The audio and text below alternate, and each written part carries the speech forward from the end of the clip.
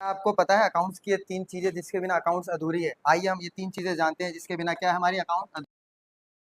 पहली एजम्पशन कौन सी है? Going concern. क्या कहता है?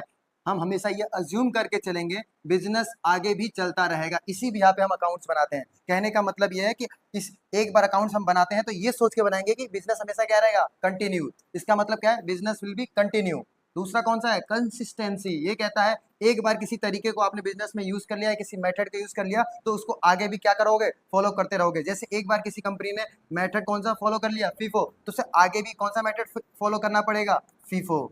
आइए तीसरा कौन सा? अक्रूवल। ये बताता है कि हमें कौन कौन सी ट्रांजेक्शन को रिकॉर्ड करना चाहिए। ये कहता है आप उस सारी ट्रांजेक्शन को रिकॉर्ड करो जब ये आपने उसे क्या कर लिया हो? कमा लिया हो, या उसको क्या कर लिया? इंकर कर लिया हो, खर्चा कर लिया हो। उन सारी ट्रांजेक्शन को रिकॉर्ड करेंगे। तो समझ में आया? गोइंग कंसर्न क्या कहता है? बिजनेस चलता रहेगा। कंसिस्टेंसी क्या कहता है? एक बार किसी मेथड को यूज कर लिया तो हमेशा उसको फॉलो करते रहो। अक्रूवल क्या कहता है? किसी भी ट्रांजेक्शन को रिकॉर्ड कर लो, चाहे वो पैसे आए या ना आए। चलिए